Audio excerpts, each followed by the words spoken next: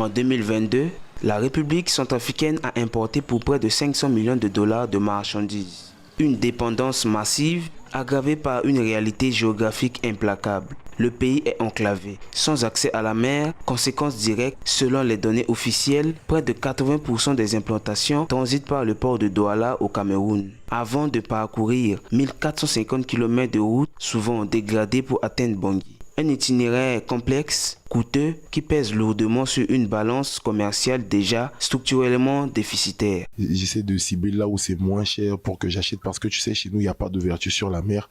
Tu peux pas ramer, tu peux pas acheter un truc cher là-bas pour venir vendre cher ici. La vie est déjà ici, elle est tellement chère et c'est pas facile, quoi, tu vois. Il y a juste des marges qu'on essaie de mettre et le temps qu'on essaie d'évacuer pour récupérer notre bénéfice, quoi, notre capital, en gros. Donc, on essaie de vendre à un prix pour que ça parte vite, pour que tu gagnes vite et tu envoies aux fournisseurs. Face à ces contraintes, les commerçants centrafricains n'ont que deux options. Le transport maritime, lent avec parfois jusqu'à 4 mois d'attente, ou le fret aérien le plus rapide mais extrêmement onéreux. Chaque choix logistique devient un calcul stratégique, où le moindre retard ou surcoût peut mettre en péril la rentabilité, voire la survie des petites entreprises locales. Bon, généralement, moi, j'achète que les ordinateurs déjà. Et puis, c'est portable que j'achète. Pour envoyer l'argent, par exemple, en Chine, en Afrique, c'est très, très difficile. Le problème que j'ai souvent, c'est plus avec les transitaires qui montent sur le délai de livraison.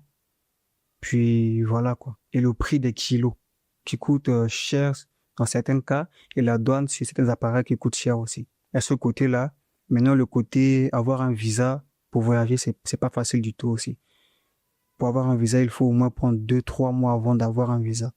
Donc, c'est tout ça là. À cela s'ajoutent des droits de douane pouvant atteindre jusqu'à 30%, auxquels viennent se greffer diverses taxes et charges administratives. Pourtant, dans cet environnement économique incertain, les entrepreneurs centrafricains font preuve d'une résilience admirable. Derrière chaque cargaison livrée, chaque conteneur déchargé, se cache un défi relevé. Une preuve aussi de leur détermination à faire vivre le commerce et à bâtir, malgré les obstacles, les fondations d'une croissance plus souveraine.